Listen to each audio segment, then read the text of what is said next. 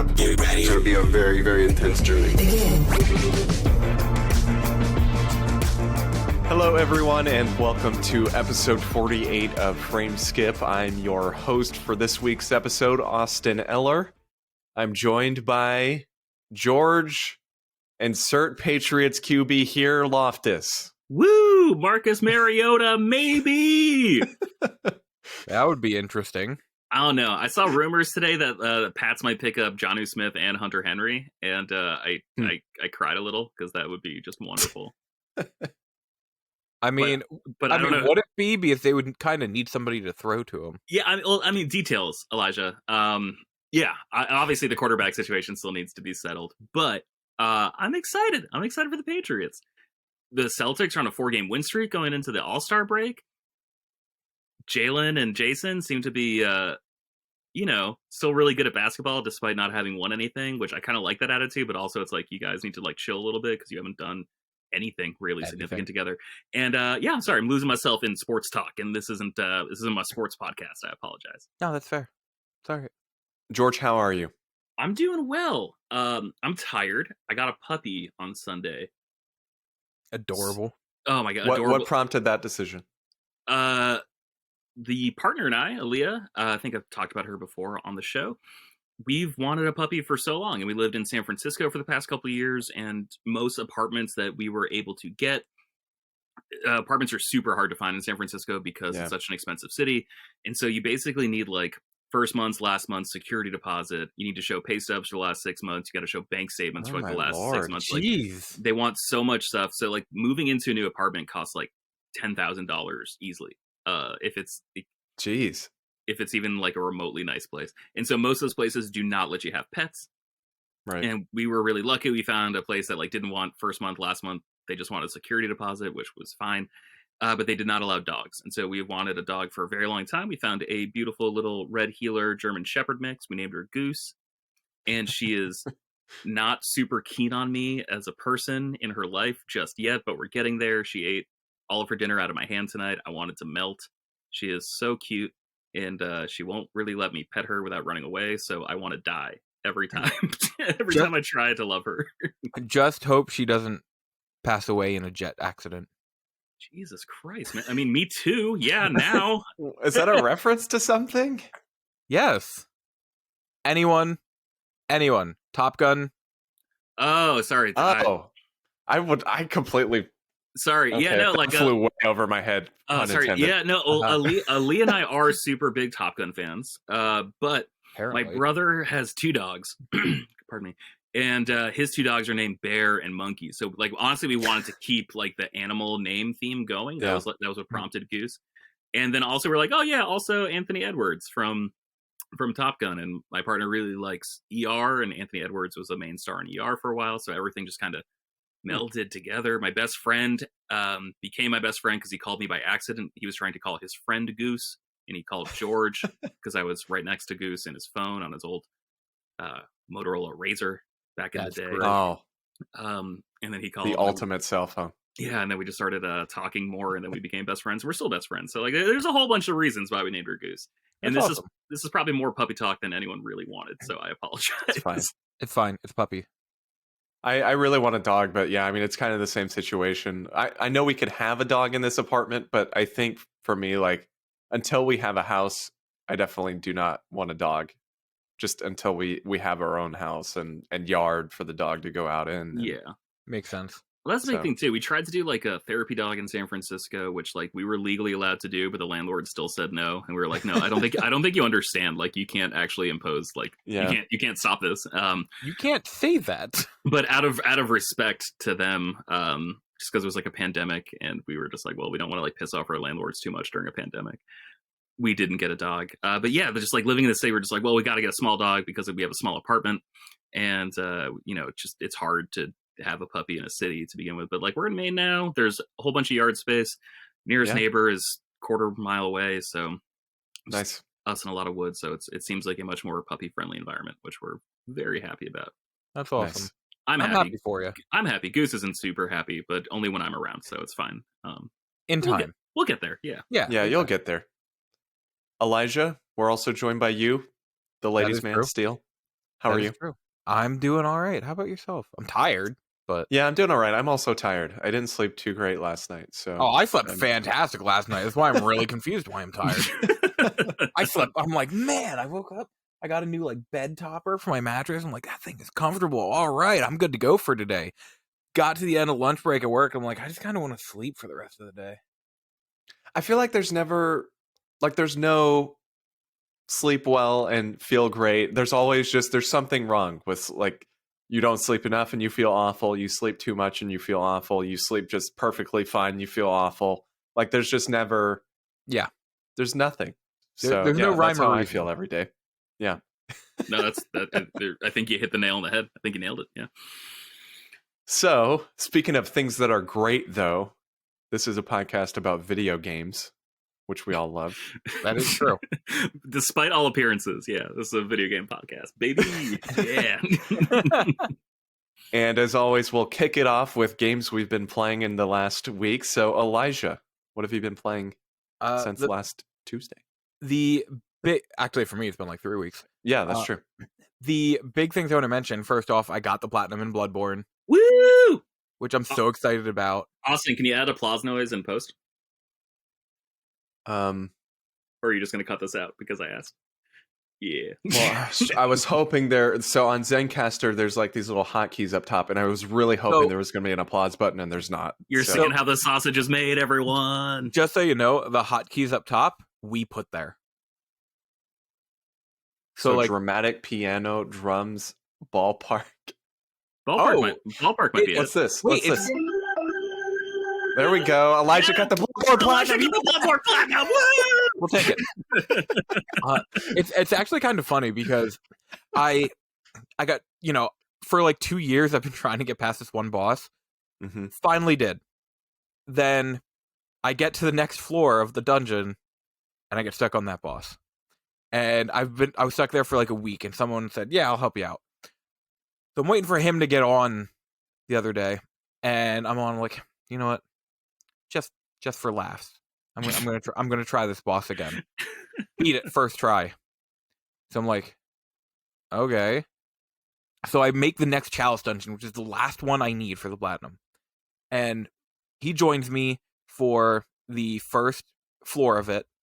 And we fought the boss, and it took us like 4 times to beat this boss. The boss would like one hit you every time. So we did that. Then he had to leave. I'm like, all right, I appreciate the help. I'll just try the second boss. I'll get to the second boss, and I'll just try it. There's no way I'm gonna. And I beat it in one shot. I'm like, okay. I guess I'll just run through the third floor and get to the boss that would give me the platinum, which is Yarnum, which is what the entire like world, like the town, is named after. And I had read that that's like the easiest fight of the last 2 chalice dungeons. And I went in, I forgot to heal up. I only had like 5 blood vials left, forgot to heal up, and I died. But I mean, I took her down to like half health by myself with 5 healing vials. So I just went back in and summoned another NPC to help me, and we killed her. And I got the platinum. Like, I forgot you could do that. Okay. Yeah, and that's why that boss I was stuck on for like 2 years, I was stuck there while summoning 2 NPC hunters to help me. Wow. So that dungeon, what made it a pain in the butt for that boss and the other one for floor 3 is with that being the defiled dungeon, your health is halved. So, like all the bosses, one hit will take you down like 3/4 of your health, and then a bunch of hits are just one hit kills. Does that has to make it feel more like a puzzle game, right? Where it's like, okay, this is the stipulation, so there has to be like one route, like one efficient route to do this. In a way, yes. Actually, you mentioning that, it's kind of like all Dark Souls games are puzzles games. Okay. Because when you're fighting a boss, the bosses have certain movement, certain attacks and such. And the puzzle is like figuring out, okay, this one I can parry. Or it's going to do this attack, I need to move, I need to take 2 steps this direction. Or this boss jumps. It's actually safer if I just stand completely still. Stuff like that. So it's almost like a puzzle game of figuring out what you need to do to complete that. Gotcha. And I never actually thought of that until now. Cool. But just in time for Bloodborne 2 when it comes out eventually. Maybe, probably, hopefully. I hope. Yeah. Another game that has been in the playing works since 2016. I finally beat World of Final Fantasy. Oh, okay. Nice. Well, I got the ending, and I decided I'm not going for the true ending because apparently it is very RNG based. So basically, you need to catch these 3 certain mirages, which are Ifrit, Shiva, and Ramuh. And apparently, Ramuh, you'll see in the Colosseum, he will just show up for a random battle. And I just did Colosseum battles for like 5 hours, and he never showed up. And I'm like, I'm not doing this anymore. And decided I'm not getting the true ending. The way it ended is the way it ended. But I did enjoy the game overall. It's basically Final Fantasy cross Pokemon. Interesting. And it's so fun. So like by the end, you can either be like normal size or small, which is called Lilikun in that game. And when you're small, you can ride on bigger mirages. So I normally stayed big, but just in case I wanted to be small, I had one person riding on Odin and the other person riding on Bahamut. I'm like, this is awesome. Didn't they make some sort of... Was there a sequel to that game? Or like an expansion or something that was like on PS4? So they then came out with World of Final Fantasy Maxima on Switch and Xbox. And on PS4, you could buy the Maxima upgrade. And basically, all it did was it had like some extra missions, some extra summons. Okay. Also, the summons in that game are amazing. The Sephiroth summon. Nice. It's wonderful. I assume adorable. I assume that like introduced a lot of stuff from Final Fantasy 15, right? Because that game came out before 15, right? Or like alongside 15. I think it was before. Yeah, I don't remember. Sorry, didn't mean to stump, but I remember buying that game on Vita just because I was so happy to see a Vita game. I assume you played it on Vita? Yes. My man. Yeah. You mean Vita, the best console ever? Yes, I did. Yeah, good call. That's great, but it's like a good handheld game. Like I assume it's just like a lay in bed. Oh yeah. Before falling asleep or sit on the couch and watch something game. Oh yeah, it is the perfect game for that. Because, you know, like Pokemon, a big thing is just I want to level up my mirages, so I'll just go do random battles. Or man, I really want to catch this one mirage, and I know it's around here, so I guess I'll just keep going till I find it. Sure. It is a very, very good game for that, and you know, I highly recommend it. The story wasn't like great, but I enjoyed it. It was a good time. It's a very adorable game. Mm-hmm. It's funny because I want to say it's a good introduction into Final Fantasy, but honestly, some of the mechanics in that game are kind of deep. Sure. So like, maybe this isn't the way I want to put it. But no, it's a great game. The last one I want to talk about, I mean, we've been playing The Division, but you know, yeah, it's just amazing. Yeah, it's just wonderful. Me, Austin, Alden, and Brandon just hanging out, playing The Division, leveling up, getting everybody ready for that raid. But the other thing is, I jumped back into Monster Hunter World, and contrary to certain conversations, I'm having a blast with it. I was just upset because there's a very, very, very steep difficulty increase between one monster and another monster in the expansion.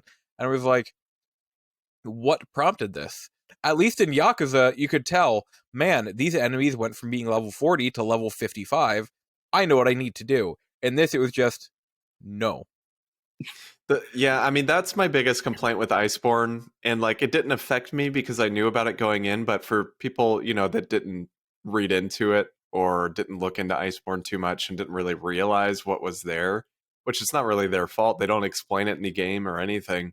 but there's like just a massive difficulty increase and armor gap between the end of base game and the start of Iceborne. Like, you showed me the best armor in the base game is like 200 points weaker than armor from the very first monster in Iceborne. Yeah. So, sorry, I know absolutely nothing about Monster Hunter, which is partially why I feel so bad for making fun of you guys in the group chat about it. It just seems like a super nerdy game from the outside. That's the only reason I do it. I love you guys. You're great. I mean, you make not wrong. You make good choices. It's a pretty usually. deep game. But were they expecting you just like hearing this? It's like, were they expecting you to like keep grinding and keep playing the main game before Iceborne came out, or was it like no matter what you did, there was always going to be a gap between? No. Yes. Okay, so to give you an idea, I have armor that isn't even that great in the base game, and I was able to beat the first 2 monsters in Iceborne pretty easily. I'm not gonna say easily, but it wasn't like that big of a challenge. But really, between the time that World came out and Iceborne came out, they kept adding more monsters in. They were having events, basically to get people to keep playing. So the whole idea with Iceborne was, these people have been playing this whole time. Let's give them more. Okay. Right. So that's why there's such a big... But yeah, that's the problem, is that plenty of people, and even myself, like I didn't they added in what were called arch-tempered monsters, which were like, and I'm not going to go into it, but there are really strong monsters in the game that they basically made even stronger and released them as kind of new monsters that had new moves. And these were in between base game and Iceborne that they released these. And so like the armor I set Elijah the other day was from the final monster in the base game, but they added in like, I want to say 8 or 9 monsters after that. After that final monster and before Iceborne. Like, wasn't Devil Joe added after that? Yes. I thought so. Devil Joe is added after, but actually like the Arch-Tempered Nergigante armor is actually pretty good for Iceborne. Like it gets you, it's not a major gap.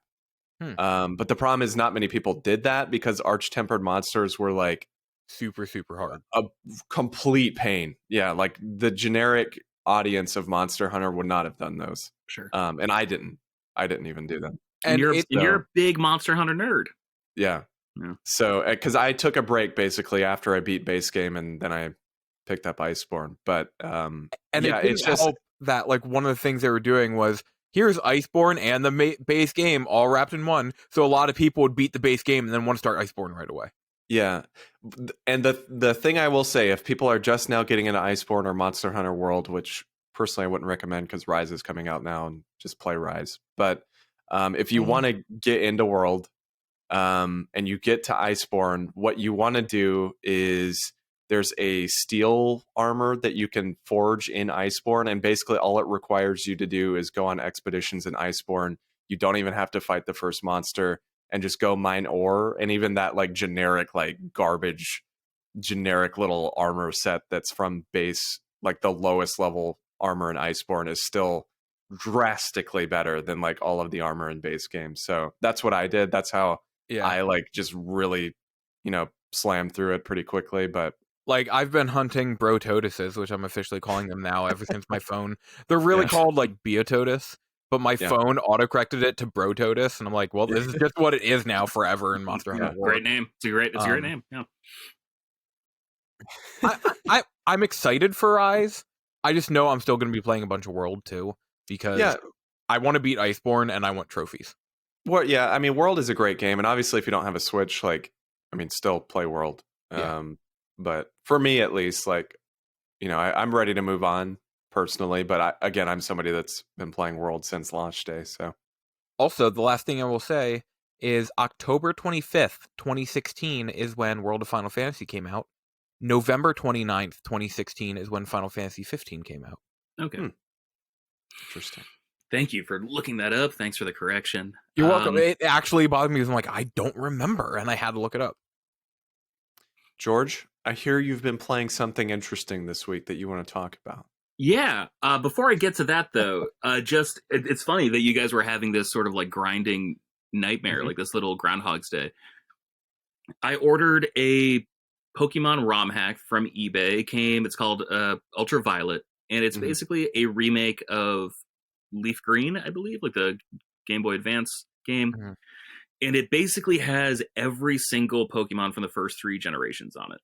That's And cool. a whole bunch of exclusives. And so it's like, you know how in blue, like you could only find Bellsprout, and how in red you can only find Oddish, all that stuff. Like all that's gone. Like you can find every Pokemon. You're able to That's do cool. everything without trading.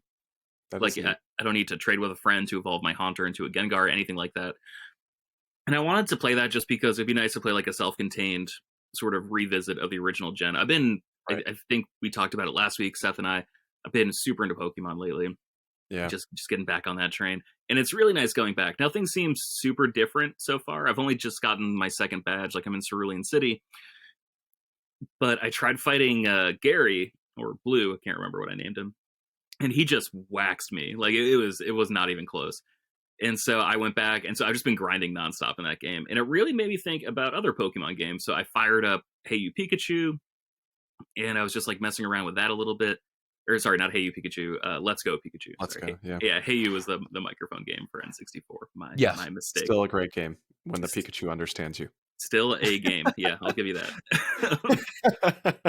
And so I was playing that, and like, oh man, grinding is so easy in that game. Like it's just like such a relaxing experience, just because it's like it's not super challenging, but it is like I think interesting because it just rewards you for sort of exploring and just like spending time, as opposed to what I'm currently doing, which is like trying to get my Pikachu up, trying to get my Mankey up, like just doing all this random stuff that like still doesn't feel super efficient. And like I guess I forgot how I did it as a kid, but like looking back on, I'm like, oh no, it's not that you are doing anything different. It's just that you were 8 years old and you didn't have anything else to do. So Yeah. like that's why you were able to do it. Also, I just really want you to know that when you said you're on the train, my mind immediately went to Haunter, Gengar, and Ghastly dressed up like Guns N' Roses singing Night Train. Oh man, Anyhow, go on. I'd watch the hell out of that music video in a heartbeat. Haunter had the slash hat and like the curly hair. Yeah. Anyhow, that's how my mind works. I'm gonna die. Yeah, perfect. that's my Axl Rose.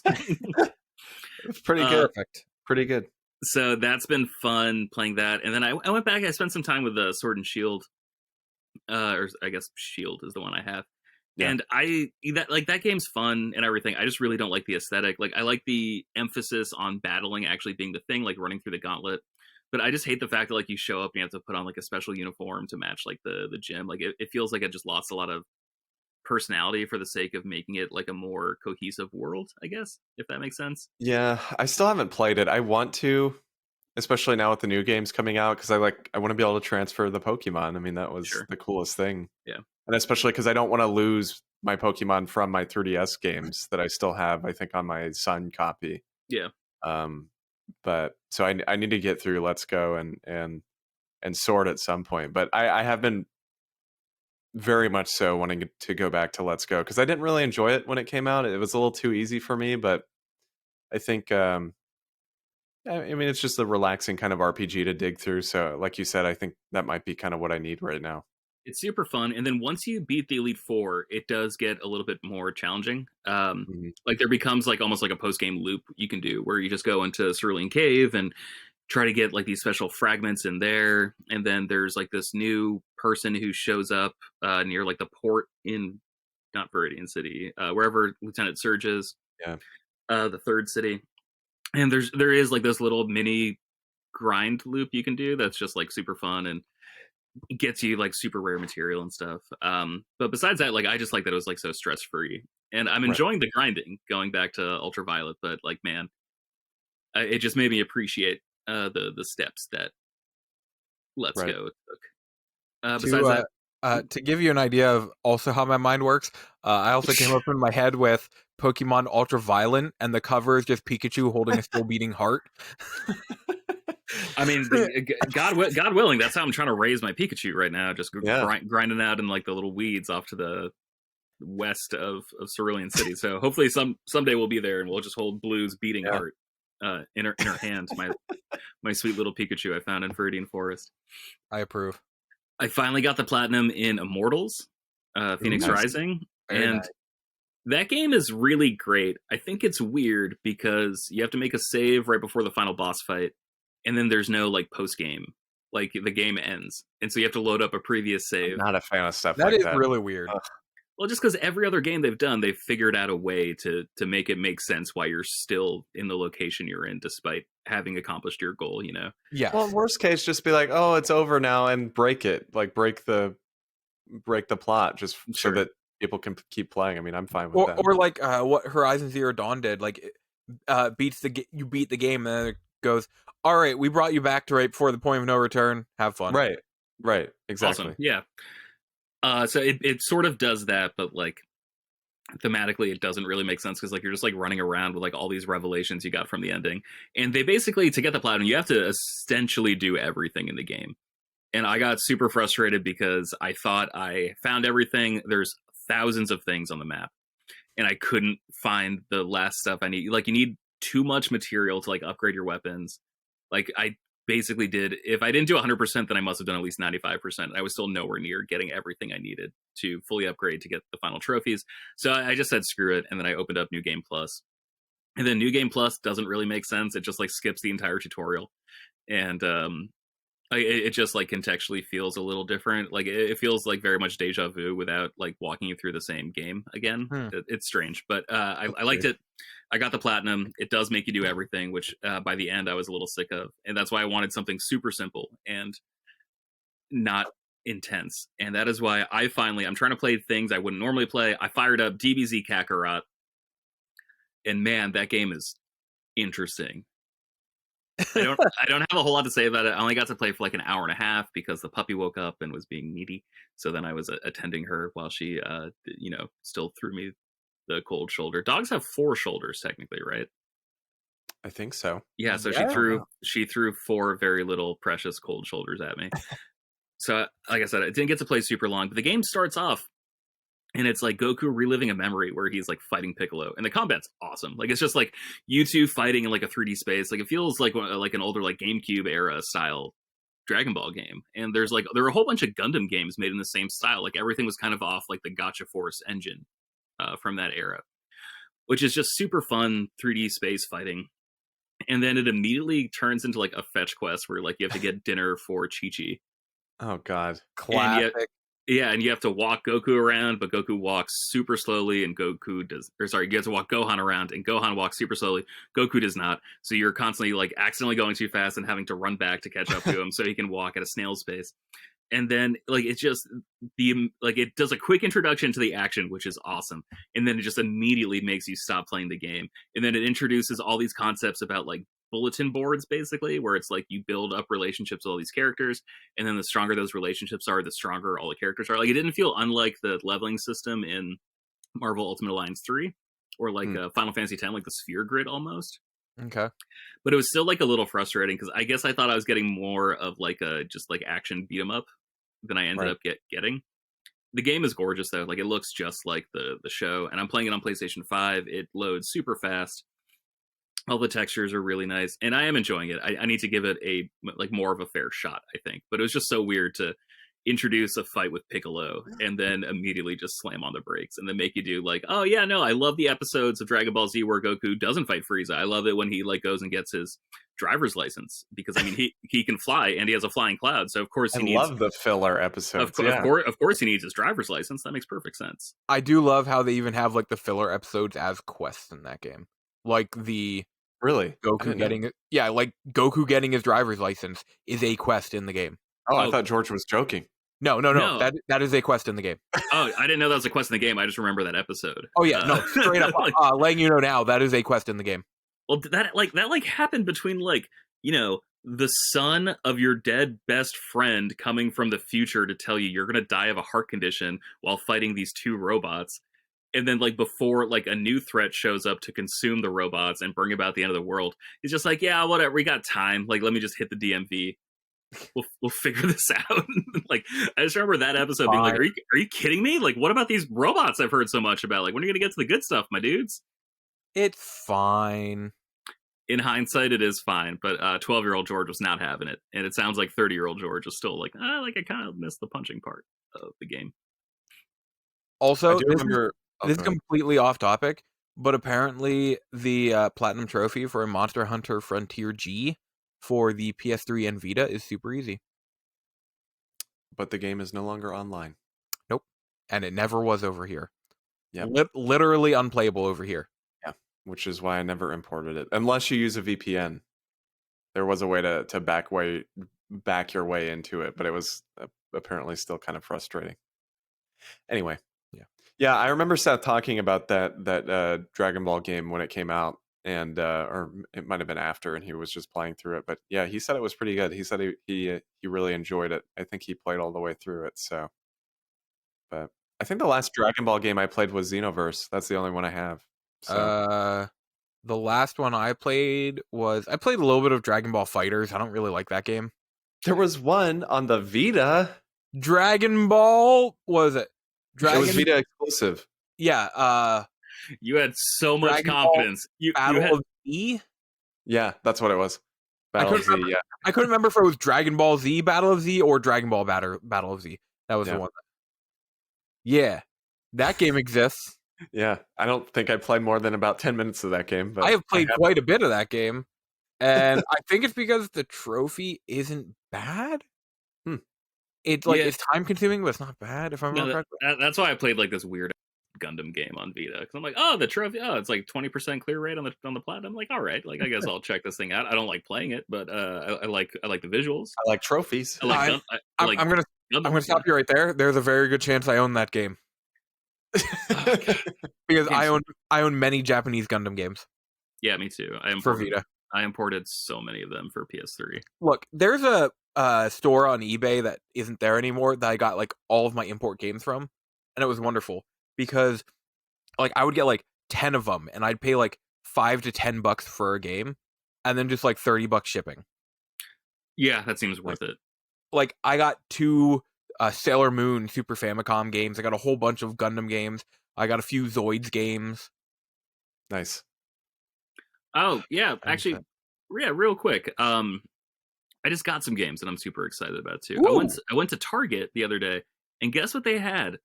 What? For some reason, in a bin for $59.99. They had Tokyo Mirage Sessions Sharp FE. FE Sharp. Whatever it is. Yeah. Hashtag FE. Hashtag Fire Emblem. And so it said $59.99, and then I brought it up to the counter. I was like, there's no way this is right? And he's just like, oh, no, absolutely not. He checked it. He's like, oh, this is $59.99. He's like, I'll tell you what. I'll charge you $10 to take this out of my store. So Are you serious? Yeah, so I got it for Wii U, completely brand new, sealed for $10. Oh, it was the Wii U one? It was the Wii U version. That's amazing! Oh so I might keep that sealed. Because it was $10, and I don't know, but I grabbed that. There was a new Zoids game for Switch that was on sale. I grabbed that, so I'm excited to check that out. And I recently that's the one. Elijah holding it up. I can't remember the title. What is it? Zoids Wild Blast. Zoids Wild Blast. Anything with a liger on the cover. Anything with a liger on the cover, I'm in. Yep. Curious what your next one is. See if I have that in my hand too. Probably not. Off Facebook Marketplace, I bought Pokemon Black and Pokemon Black 2 for more than I'd care to admit.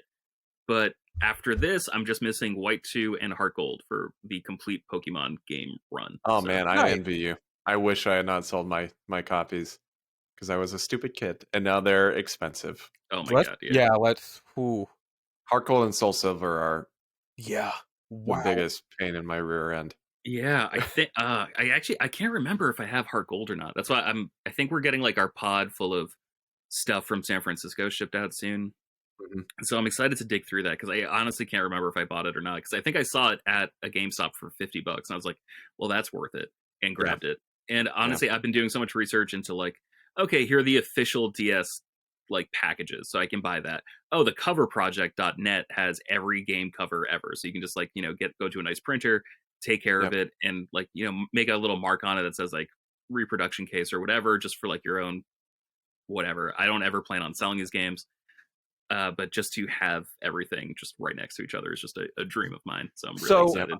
You mentioned that, and I don't know if it was Cover Project or there's something else, but I got this idea for my loose Game Boy Color, and Game Boy Advance games, which is using cassette cases. Oh, and yeah. There's actually a website you can go to print off covers for these games that fit the cassette cases. Yeah, man, Wow. I saw that on Etsy. Like, they look really cool, and I like that they're just like different. For Game Boy Advance, I was probably just going to use DS cases. Oh, that's But pretty let's see. cool. Oh, that's rad. Yeah, sorry, Elijah's showing it to us on So Zoom. it's a great idea. So I literally at a yard sale they had cassettes for like 10 cents a piece, and I just grabbed the whole thing because I'm like, I don't care about the cassettes. I just want all the cases. Sure. So for like $3, I got like 30 cases for my like Nice. Game Boy games. Awesome. Yeah, and I think last week I talked a little bit about like modding a Game Boy Advance. This week I'm trying to fix my Game Boy Color. I got like the new capacitors for that. I got a new speaker for that, so I'm excited to try to resurrect my childhood Game Boy Color, which I'm so excited about. I like opened it up, cleaned it, everything. So yeah, that's what's going on in my world of gaming. That's Nice. awesome. As for me, I've been playing one game aside from the Division 2. And it's Control on PS5. Yeah, buddy. And I started it up because I was originally going to keep playing Jedi Fallen Order, and I was like, you know what? No. And I stopped. So That's fair, man. I took a break from that game probably like 10 hours in. I'm like, okay, like I see what you're doing. I think I like it, but also I need a break right now. well, and you know, I think I partially realized what my problem was is I played that immediately after Tsushima, and both are like sword combat style games, and Sure, yeah. like just need something different. So Control so far is very much so filling the itch for just, you know, me wanting to enjoy a video game. Right. I know I have said it multiple times, but I am so happy you're playing this game because it was my 2019 Game of the Year, somehow beating Resident Evil 2, and no one I know played it. And I'm like, I can't talk about this game with anyone, and it is amazing. I'm glad it was just free on PlayStation Plus for those that didn't own it. I had it already, and I was just waiting for my PS5. But obviously, the Ultimate Edition is the one you want if you're playing on next gen, and that situation's a little, you know, people have differing opinions on it. But just so you know, if you're planning to play Control and you have a Series X or a PS5, buy the Ultimate Edition specifically. Yes. Because that gets you the next gen upgrades. But no, so far, I mean, I'm probably, I don't know, at least maybe 6-7 hours in, and I can't put it down. Like it's I'm still early on, but it's got to be like one of the best games I've ever played. It's absolutely incredible. How mad are you that you're recording this instead of playing it right now? Very. No. When you said about playing this week, you're like, if you want, I'll be playing the Division. If I don't answer, I'm probably playing Control. I'm sitting there, I'm like, I can't even be mad at you. He's like, I get it. I was going to play Division with Elijah, and I just got so sucked into Control. I was sitting there playing it for like 4 hours straight. And it's flawless. Like I have no complaints about this game so far. And this is probably the first time I felt any, you know, this high on a game in a very long time. Like it is just, aside from maybe Resident Evil 2 when that came out. Same year. Yeah. 2019 was a great year for games. The storytelling is incredible. I mean, I love Remedy. They made Alan Wake and Quantum Break, and Alan Wake is one of my favorite games of all time as well. I haven't played Quantum Break yet, but after this, I definitely want to. I like Quantum Break. It was weird, and it kind of proved to me that it's like, oh man, like some things are like really only okay in a video game, because that was the game where you had like time traveling powers, or you were like affected by some time traveling experiment, and it was a super cool game. But then there would be like half hour, 20-minute shows at the end of like each act that would sort of like play out according to the decisions that you made in the game. And like all the tech looked so stupid, like in the real life, like filmic version. And like, it was a great cast. It was a great story, but like just the execution on like the live action stuff was just so weird because it had nowhere near as much personality as the game did. So true. And it was like a super interesting experiment. I'm glad they tried it, but it was just proof that it's like, okay, like I understand that like everyone who doesn't play games, I get like the attitude about like games being dumb things, like toys for kids. Like I Right. understand that, like without them seeing it as like an art form that like you get to interact with. I get that, but it's also like that game proved to me it's just like, no man, like some stories really only work in video games. Yeah. Oh yeah. And Control, I would say, is 100% that way. I mean, I know this game's not going to be for everybody because of some of the reading you have to do into it, but it's the kind of game where like there's tons of like documents and stuff that you pick up and like recordings and files that you find, and you want to read everything. Like you really, really should and need to read everything that you come across. And I love that. Like I am all about that kind of storytelling where, you know, at where I'm at in the game right now, I truthfully have no idea what's going on still. Like I don't fully understand what's happening. And I really love that style of storytelling. I was saying in the Slack the other day, it honestly might be some of my favorite storytelling style. Like even like the first few episodes of WandaVision, like evoke that same feeling of like, okay, it's going to keep me guessing. I don't fully grasp what's happening. And that's where like Metal Gear pulled me in too. I mean, Metal Gear had a lot of those same kind of storytelling elements. But it's just, it's so good. And on PS5, I mean, it's gotta be one of the best looking games I've ever seen. And so fluid, the controls are just spot on. And it's incredible because there's so much like, you can break basically everything in the game. Like you have this ability where you can like pick up stuff with like, you can levitate it and like throw it at things, and you can pick up like literally anything that you see. Yep. And like, it's just amazing that they built a game like that where, you know, you can pick up, I don't know, that chair over there and that chair and that chair and every single, you know, a piece of a desk. Like it's just, you can pick up anything, and it's the world that they've built and the engine behind it. It's just incredible. So play Control, please. I can't remember. Yep. Do you have a 4K TV? I do. You do. Okay. Yep. Yep. All right. And it looks really good. So I've been playing in the 60 frames mode. There's another mode that is 30 frames with ray tracing, which does look really good, but I like the fluidity of the 60 frames. So I started this game on PS5, but even I'm like, I think I'm gonna wait because I'm not playing on a nice TV, and I freaking love this game. I want to play it on a super nice TV. I think I'm gonna wait. No, I think that's good. Yeah, like I said, just if you haven't played Control, please play it. I mean, it's like criminally underrated. I'm so glad that I finally jumped into it. And I was telling Austin, there is a moment in the game that is literally probably my favorite moment I've ever had in gaming. Yeah. And I'm so excited. I'm so excited for you to get there. But speaking of amazing moments in video games, I have something we should talk about that was presented to us by Mr. George Loftus over here. Hey, that's me. Ooh. It's the PlayStation Vita. I approve. I love this so much. God, what a wonderful surprise. This is perfect. But we're killing it. It's dead. Dang. All right, guys. So we're going to talk about our memories of the PS Vita. It's a system that obviously isn't talked about too much in 2021. But George brought this to the table, and I think we all thought this was interesting. So Yeah, let's do this.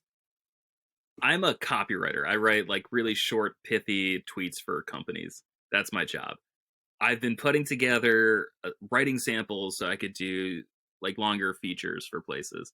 And one I started writing recently was all about the PlayStation Vita and how it's not dead, it was murdered. I just want to ask a question. Yeah. If it was murdered, technically it would be dead. Because if you're murdered and you're not dead, there's something really strange going on. Well, yeah, but also keep in mind, I think we're all willing to admit that the Vita has unfinished business. That is true. That is so true. So the Vita is the Undertaker. Yeah, I am loving this timeline we're putting together. 2017 Undertaker before he actually retired. Yes. All right. So in writing this, I laid out an argument about how the Vita just had like the deck stacked against it. And so let's talk about everything the Vita had wrong, and then I'll tell you what I think was actually the biggest problem with the Vita. The Vita is my favorite console of all time. Sure. And I'm not afraid to recognize that it has so many problems. One of the biggest ones I will mention is it is stuck in between the PlayStation 3 and PlayStation 4. It came out in 2012. The PlayStation 4 came out in 2013. It had so much function with the PlayStation 3, and then the PlayStation 4 didn't acknowledge it whatsoever. So that right there helps. Like, if you had a PlayStation 3, it kind of like, I'll get the Vita as like, you can put the PS1 games on it. You can like do different like movements of like, you know, you can switch pictures and videos of, you can do so much stuff between the two. Once the PS4 came out, all of that functionality basically died. Yeah. You could store Vita games on your PlayStation 3, and I did that quite a bit because memory was super expensive, which was another problem for the Vita. Yeah. The PSP was wildly successful. It sold over 70 million units, but so many people bought it because it was easy to hack and mod and play pirated software on it. Mm-hmm. And so it wasn't just PSP games. As I learned last week, I genuinely thought it was mostly people turning it into Nintendo emulators, because that was everyone that I knew with the PSP. That was what they did with it. But as Seth shared last week, he knew some people. He might have been one of those people who was actually pirating PSP software and was just playing that stuff on the PSP. Mm-hmm. And so to correct that, they introduced proprietary memory, which was super stupidly expensive. Ugh. Oh, and I was one of the suckers that imported a $120 64 gigabyte memory card. You say you're one of the suckers. I still want to do it because of space. Well, didn't you say they're now like really expensive or something? On a good day, you can find it for around $100, but most of the time they go for like $150 to $200. Yeah, which is about how much a Vita costs now. For those of you at home who are wondering what we're talking about, I bought a second gen Vita last October for around $140 off eBay, and I love it. It is so much better than like the OLED model. Personally, I think it is, just because it's lighter, it's a little bit bigger, it's a little... Yeah, that's exactly. I have my OLED model. My OLED model is broken, but I still have it like on display there. But I'm using a second gen right now that I imported. Yeah, it's great. It's super awesome. So that was a problem. Another problem, Austin, you're a big Nintendo buff. Do you want to talk to us about the 3DS and what happened there? Oh, well, I mean, for me, I mean, I love the Vita. I played a ton of it, but for sure, I think when it comes to like the consumer, the 3DS launched at $250. 5 months later, they price dropped it to, what was it, $150? I think $170? $169.99. Yeah, $170. And then the Vita launched at $300 for the normal version, and then model, yeah, $350 for the 3G. And I think that alone was like enough. I mean, you compare $300 to $170, and it's like, that's a pretty major gap. Yeah. I mean, I will say I think 3DS in the end got better third-party support, but I think it was a product of just the 3DS selling better. You know, I think had the Vita sold better, I think it would have gotten that third-party support. But I think realistically, like, the reason that battle went the way it did was, you know, very, very much so because of the massive price difference. Yeah. Yeah. And, you know, I mean, PSP sold well, but you got to look at the DS too, and the DS like completely demolished PSP sales. So I think it could have been kind of a continuation of that a little bit too.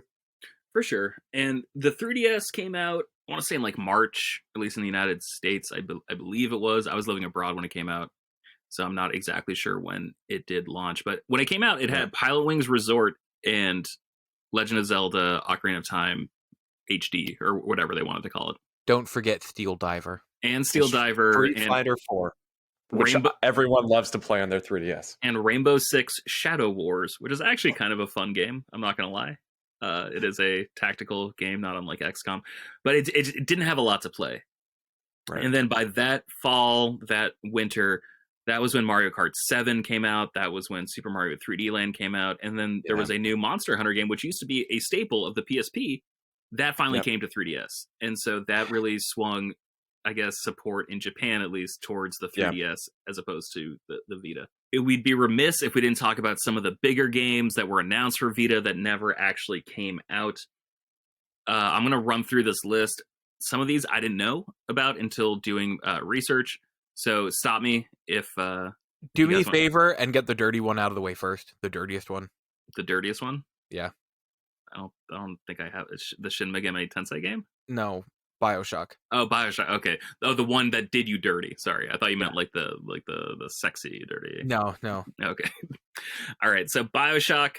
Ken Levine stood up on stage at E3 during Sony's presentation, held up a Vita, said how much he loved it. I believe this was 2011, and he promised that a BioShock game would be coming to Vita. And then BioShock Infinite kept getting delayed. And people were like, so what about this Vita game? He's just like, we haven't even started that.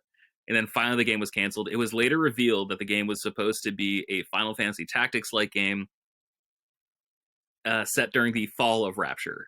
So something that they've only really hinted at through audio logs and detritus left behind in Rapture. Not true. Not true? There is a book called BioShock Rapture. Oh my god! That is the events of the fall of Rapture. No one cares, Elijah. I can't play a book, man. No, but you can listen to the audiobook, which is what I did. Damn it! Yeah, you can on your PlayStation Vita. You can press play. Damn it! Yeah, you're right. Yeah, on the Vita, literally. Okay. I didn't know that. It's actually like genuinely a good book. I will put that out there. All right, that's good to know. I'm gonna write that down. That was me writing it down. So that was probably like the most high. I'm very good at typing. That was probably the highest profile game. But some other games that were announced that did not come out. Did you guys know that Nier, the original Nier for PlayStation 3, was supposed to come to PlayStation Vita? That it was promised to come to PlayStation Vita. I did not know that. I had no idea. All right, so that is one. And like I did some research and I'm like, oh yeah, I've played like a little bit of Nier Automata. Like I think I know what's going on there. And then I researched like the original Nier. I'm like, wait, this is a fantasy game that's like a remake of like Drakengard, but like with the 5th ending. Like, oh my god, this game's insane. Yeah, it is a spin-off of one of the endings of one of the Drakengard. Yeah, Drakengard like doesn't exist anymore, does it? Like it pretty much does through Nier, but that's it. The last one they made was Drakengard 3 on the PS3. And that was like 10 years ago. It was a later life cycle game because it had the blue PS3 line at the top. Fair enough. All right. There was an untitled Shin Megami Tensei game that was announced for Vita that was ultimately canceled. Interesting. The Banner Saga, which was like a big iOS game and Steam game, which was like a strategy. But never released? It was announced and it never came out.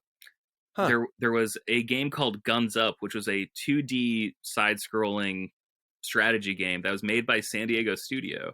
Yeah. A Sony-owned studio that was promised. That never came out. And I'm getting into the more shocking ones right now. Zone of the Enders HD collection was supposed to come to Vita. Yeah. Which isn't shocking because like the Metal Gear Solid HD collection came to Vita. So you were able to play Metal Gear Solid 2 and 3. Zone of the Enders was supposed to come. The game I was most looking forward to was Warrior's Lair, which was like an overhead isometric dungeon crawling game, like not unlike a Diablo. Yeah, it looked like Diablo. I remember that. And then most shockingly, this is something I just found out. 13 Sentinels Aegis Rim was supposed to be, it was originally a Vita exclusive game. That is a 2D story-driven narrative game made by Vanillaware, the people who did Dragon's Crown. Which released on Vita. On Vita alongside the PS3 version.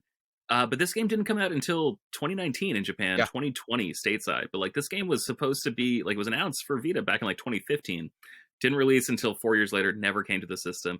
I don't think any of these games are personally responsible for the Vita failing. And my main point is that it was Sony's inability to leverage meaningful relationships with mobile phone developers that ultimately led to the fall of the Vita. And so I want to put you guys in a little bubble, a little time bubble, and we're going to go for a little stroll in the Wayback Machine. All right, I want to go back to 2011 with you guys. How well do you remember 2011? Austin, you were like 4 years old, I believe. Uncharted 3 came out. Yeah. I think that was 2011. Skyrim obviously did, because everyone remembers that release date. 11. Your parents let you play that in grade school? Yeah, back when I was back in elementary. Pre-K. Yeah. All right. Back in 2011, I was rocking the hottest phone on the market. I had an iPhone 4. It was a little 4.5-inch display. It had a band going all the way around. That was the antenna. I loved it. It was the future, and I was able to put it in my pocket.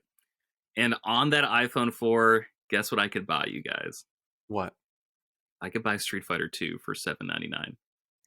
I could buy Deus Ex: The Fall, which is a third-person cover game, third-person cover-based shooter made by Square Enix for $5.99. I could buy Borderlands Legends, which is a game I don't think either of you really remember, but it was an isometric third-person strategy shooter where you were set in the world of Pandora, and you were given like an overhead perspective and able to control your vault hunters through Pandora and get loot. Eventually, I would be able to buy Knights of the Old Republic on my phone for $10. I'd also later be able to purchase BioShock, the original Xbox 360 BioShock, ported to my iPad for $14.99. I think it was the fact that none of these games came to Vita is what really killed it. When they first announced it, it had a touch screen, not unlike my smartphone. And I was so excited because I'm like, oh my God, all these games that I can play on my phone, I'll finally be able to play them with the one thing that they're missing, which is buttons. Have you ever tried playing a fighting game on your phone with touchscreen controls? Yes, God. It's terrible. I played Injustice on my phone with touch controls, and it sucked. It does suck. So the thing that I think proves this point the strongest is a launch game for Vita. Do you guys remember a game series called Dungeon Hunter? What is it? Dungeon Hunter Alliance? That is the PlayStation Vita version. Yeah, the Vita. I remember that game specifically. I don't know if I knew it was a series, though. It is a long-running series. It's made by GameSoft, who had like a pretty strong working relationship with Ubisoft. And they made a whole bunch of games for smartphones that were basically just knockoffs of other games, but simplified to run on a smartphone. So they had the they had the Asphalt series, which was basically Need for Speed. They had Modern Combat, which was a knockoff of like Modern Warfare. They had Nova, which was basically Halo. They had, I think, Gangstar, which was a knockoff of GTA. They had a whole bunch of others, like Etrian Odyssey was basically Ocarina of Time. They had one that was just like Final Fantasy X, which I can't remember, even though I played so much of it. They also had Dungeon Hunter. Elijah, do you remember how much Dungeon Hunter cost on PlayStation Vita the day it launched? Wasn't it like $39.99? It was $39.99. Austin, do you care to take a guess as to how much Dungeon Hunter cost on my iPhone? $5. Too high. It was $2.99. They would repeat this the same mistake a little bit later, because guess what also came to PlayStation Vita? Asphalt Injection. Angry Birds Star Wars. Yep. Angry Birds Star Wars came out on Vita I remember that. For $49.99. Guess how much it cost on my phone? Free. $2.99. 99 cents. Oh, close. Super close. But I think that problem is specifically what killed Vita. I think it gave gamers everything they wanted to play the games that they could get super cheap, but then refused to let them buy the games they actually wanted to play on it. So I don't think the PlayStation Vita died. I think it was murdered. It was not natural causes. Sony just took it, threw the baby out with the bathwater. And that's why the store hasn't updated in at least 6 months, last time I checked. There are no sales. There are no games coming to it. The Switch would eventually come out. It would have more horsepower than the Vita. Have probably a 10-fold size audience as Vita ever did when everything is said and done. And it has officially supplanted the PlayStation Vita as the place where gamers want to play weird little games on the go. So, unless they're me. Unless they're you. I have to say, this is slightly off topic, but I'm just looking through the launch titles for the Vita. I forgot how good the Vita's launch was. Yeah, Incredible. great. It was incredible. Hot Shots Golf, Little Great game. Deviant, Mod Great. Nation Racers, Great game. Super Stardust Delta, Incredible. Uncharted Golden Abyss, Wipeout. Amazing. Wipeout 2048. Amazing. Best Wipeout game. Yes. What else we got here? Rayman Origins, Great game. Ultimate Marvel vs. Capcom 3, Amazing game. Great game. Tales from Space, Mutant Blobs Attack. Great game if you haven't Great played it. game. Yeah. Yeah. Fun game. I mean, they just knocked it out of the park with those launch titles. It's just disappointing what happened with the Vita for me. I mean, my experience with the Vita was I had one. I bought it. I don't know if I got it launch day. I think I got it within the first month though. And then about 2 years later, I ended up selling mine because I just was not playing it. And then stuff happened, personal stuff happened, and Seth and Elijah actually sent me a new Vita and some games for it. And so I still have that Vita, and that's the one I still have. But I got way into the Vita again after I got my second Vita, and it's just disappointing that the system kind of dropped off because, I mean, it was technology-wise, I mean, it was so much better than the 3DS. And it had so many good games. It was just, it never picked up traction. I mean, consumers never really grabbed it, and it's just disappointing. And you mentioned great games like the Killzone Mercenary, which was the Vita one, is my favorite Killzone game. Yep. It is straight up that game. People always thought, oh, it's going to be like having PS3 games on the go. That game literally looked better than Killzone 3. Yeah, that game was super gorgeous. Uncharted Golden Abyss, my second favorite Uncharted game. Mine too. Yeah. Also, that Uncharted card game that was on Vita, super underrated. Forgot about that. Fun game. I have the platinum. Obviously, a lot of this stuff has been ported now, but like Gravity Rush, Persona 4 Golden. Also, see, the original Tearaway on Vita. Yeah, Tearaway was super underrated. I love that system. I think it sort of carries like a weird tradition. Like, I think it was almost Dreamcast-esque. Not just because of like its failure, but I guess because of the attitude around it, where it was a little bit louder than it probably had any right to be, and it had like a very specific personality about it that just wasn't present in PlayStation 3. PlayStation 3 was trying to be a sophisticated gaming device. The PlayStation Vita was trying to be a kick-ass gaming device, and I think it more or less succeeded, and then Sony gave up on it a little too soon. When the Switch started like really taking off, I thought there was hope that they would re-enter the handheld market with all the lessons learned. The more time goes on, the less optimistic I am about that. Yeah. It's hard to say, but I don't know, like as they're scaling games for PlayStation 4 and PlayStation 5, maybe we'll eventually get to the point where there will be a handheld from Sony capable to run at least like PlayStation 4-esque quality games, which like I'm okay with. Like I understand the compromise I'm making by having a handheld game. I do that every day with Switch. Like I get honestly, give me like a home built or modded thing, whatever, that it looks like and like is the size of a Switch, but lets me play my PS3 and sure, put on PS4 games if possible. Let me like download my PS3 and PS4 games on, and I can just play them wherever. I'm okay with that. That's super interesting, man, because like Nintendo did that where they let you upgrade your Wii games to Wii U, like virtual console games, for like the added like nominal fee of like $1 or $2, depending on which system they were originally for.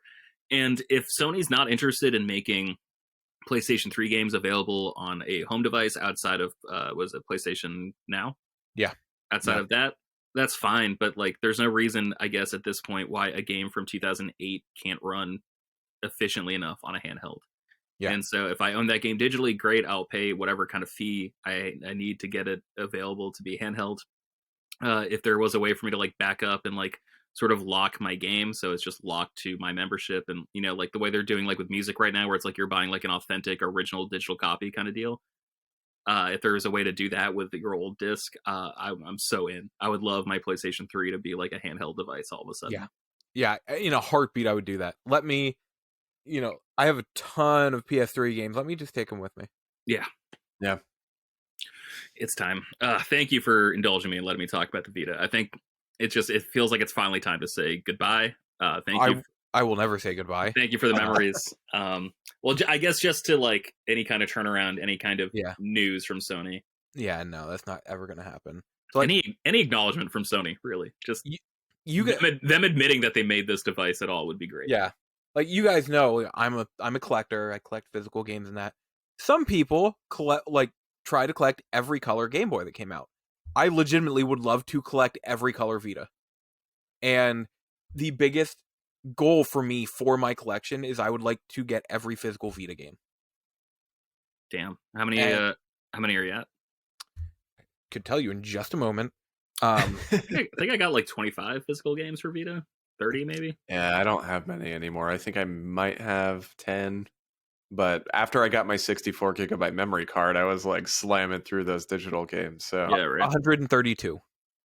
nice. 100. Wow, yeah, that's a great collection. Now, it says here there are a total of 1,131 available, but that also keeps in mind it counts separately Hyperdimension Neptunia, Hyperdimension Neptunia Collector's Edition, Hyperdimension Neptunia 2, Yeah. Neptunia 2 Collector's Edition. Sure. So like there are 4 Hyperdimension Neptunia games. It's counting it as 8 separate games because of the Collector's Edition for each one. Stuff like that. So there's not actually 1,131, but my goal is I'd also like to there are games that only came out physically in Europe and games that only came out physically in Japan. I'd like to get those as well. So like all of the Europe exclusive physical games, all the Japanese exclusive ones. Right. For example, Digimon Story Cyber Sleuth. We only got it digitally on Vita in the States. It's available physically in Japan. And actually, the game I'm playing right now, I didn't talk about it because I just started it. Battle Girls Fantasia. I have the Asian version of the game, not the Japanese one, but the Asian one. It's full English, like it's Japanese, like VO, but yeah, English but it's full English subtitles.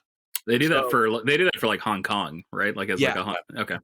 Yeah, so like I specifically bought that version of the game because I don't even think that game is available for digitally over here, but I have it and I can fully understand. I'm playing through it. I understand the story and everything. That's great. And I'd love to do that with like all of these games that never came out over here. That is the primary part of my collection. I would love to get every single physical Vita game. I also want to get every single physical 3DO game, but that's for another day. Sure. I will say this conversation really makes me want to charge my Vita again and play it because I haven't in probably 2 years, maybe.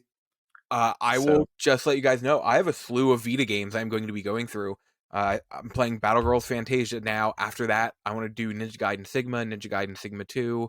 I didn't beat the Corpse Party Blood Drive yet, so I want to just start over and replay that.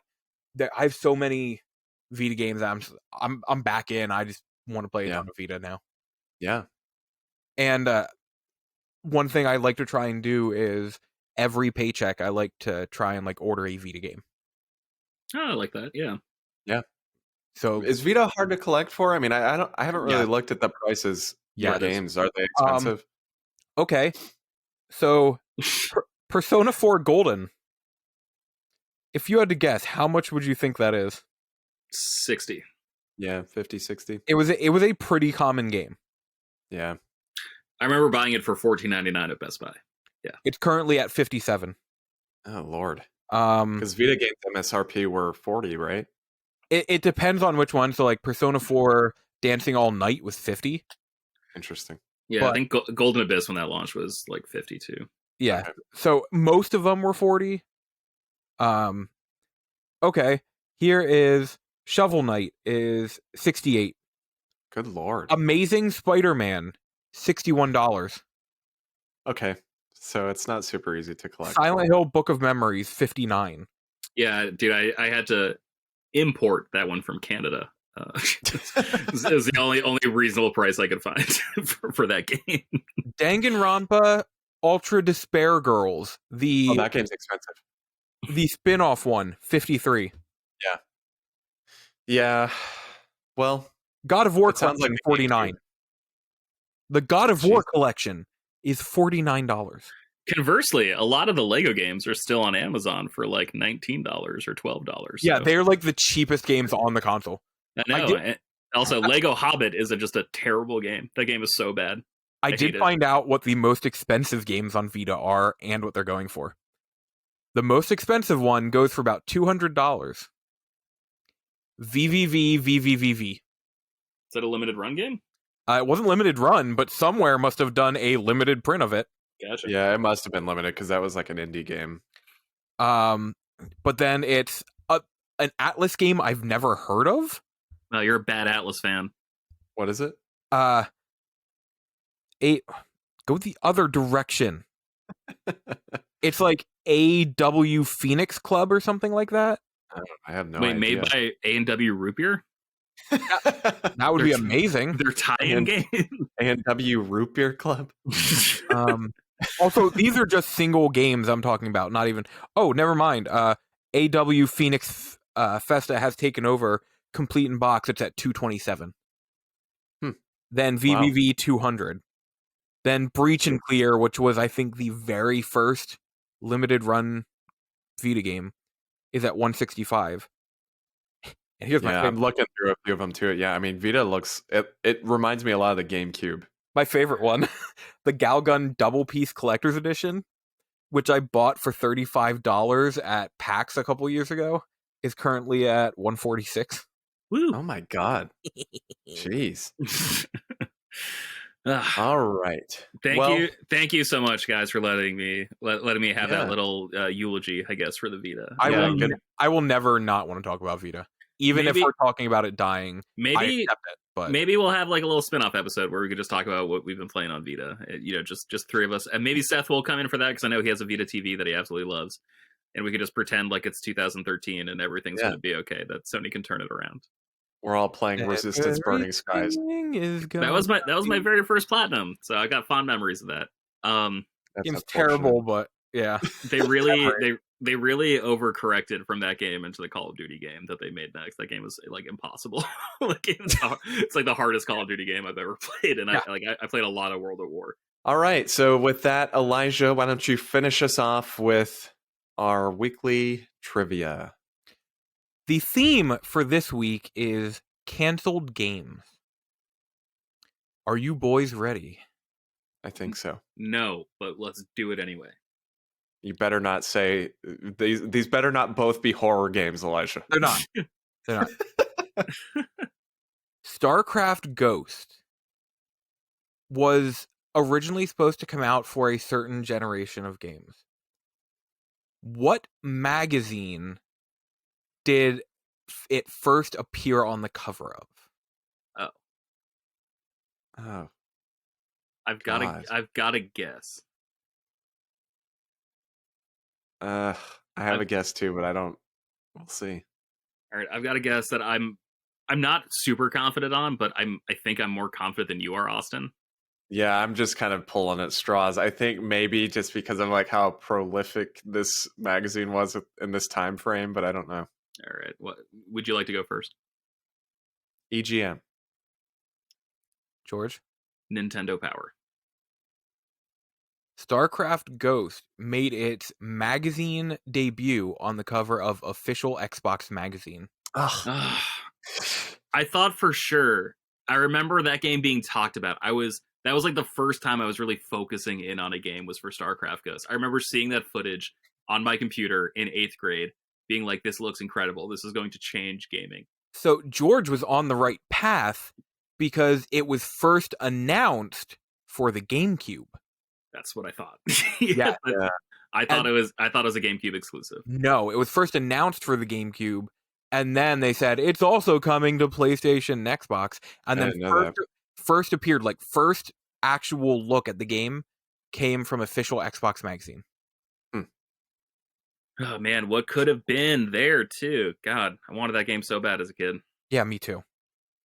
I like how they still talk about that. Like when you talk about like the tragedy of canceled games, like now it's like Star Wars 1313 is probably like the biggest one still, despite like Amy Hennig's Star Wars game. But like StarCraft Ghost is always on that list. I think there actually might be a bigger one than Star Wars 1313 right now, and it's Silent Hills. I was like BioShock Vita. Oh, that's a good point. Yeah, Silent Hills I think is up there.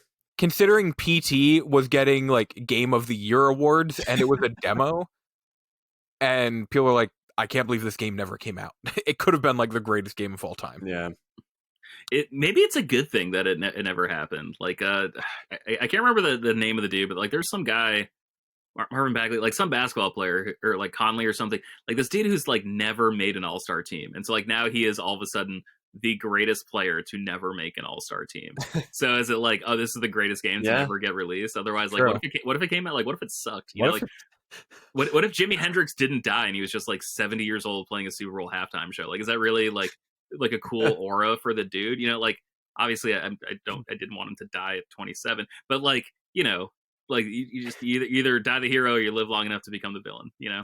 This is a complete side note, but there's a movie called Fanboys, which is based on a true story of a bunch of friends. The one friend was dying, and a bunch of them, they were trying to get into Skywalker Ranch to steal Star Wars Episode 1 so he could see it before he died.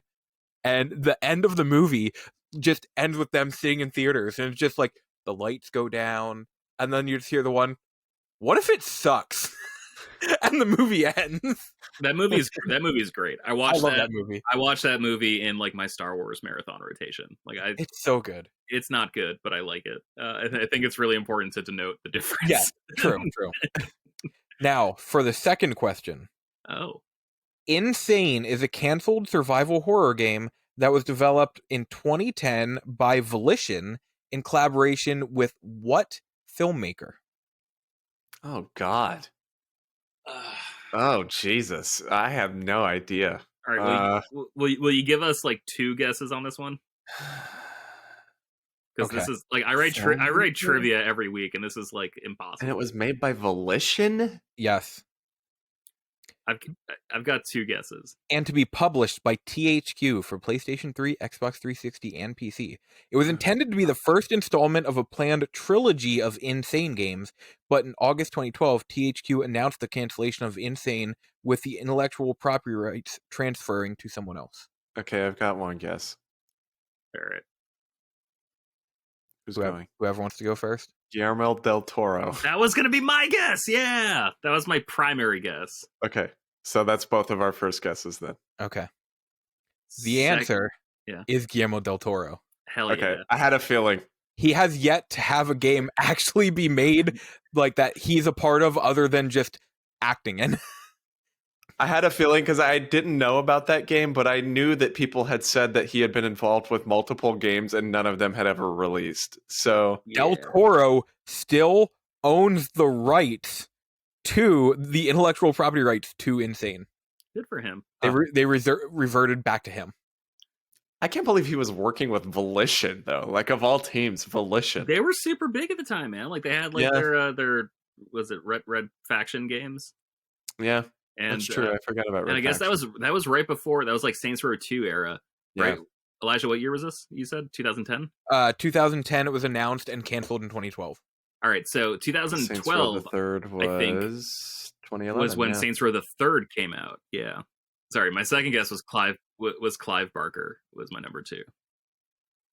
Because you mean like the hit Xbox 360 game Clive Barker's Jericho? Exactly like that. Well, I know because he was super involved. Like he did like Hellraiser and stuff. Like that dude's super weird and likes doing weird things. I will say, if you ever get the chance, I actually think Jericho is a decent game. Okay. It's not great, but it's fun. Basically, it is a first-person shooter. There are 4 characters you can choose, and each one has like their own ability. So, for example, the sniper, her ability is you can shoot, and then she can control the bullet. It was just a fun game. That's interesting. Yeah, it was a fun game. It wasn't great by any means, but I enjoyed it. Well, I love you, Dope. With that, we're going to bring this show to a close, just as the Vita's life has also come to a close. All right. Enough. Stop. My heart can only break so much. It's already dead. It's already dead. So, as always, of course, you already know this because you're listening, but you can find us pretty much on everything. If you're on a platform or listening to us on a platform, rather, where you can leave a review, please do so. It really does help expose our show and get it to new ears. And we do love being exposed. Yeah. I don't like that. I'm sorry. When I say exposed, I think of like 2010 Keemstar, where everyone's just exposed. Whatever that was. Yeah. We're not related to Keemstar, but if you want to send us questions, you can do so at bit.ly/frameskipq. That's bit.ly/frameskipq. You can also send those questions into us via email at frameskippodcast@gmail.com. And you can send them in to us again, or just follow us on our social media pages.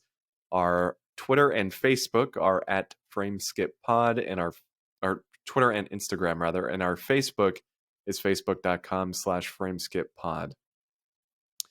Elijah is at Loco Lizard Man on Twitter. George is at GB Loftus. I am at Austin J. Eller. Seth is at now apparently Seth the 90s Kid. Woo woo. And Coach is at frameskippod. I say very quickly to gloss over that fact. So we'll see you guys next week. Hopefully we have some good news to talk about that does not involve a console dying. See you later. Bye. Incredible.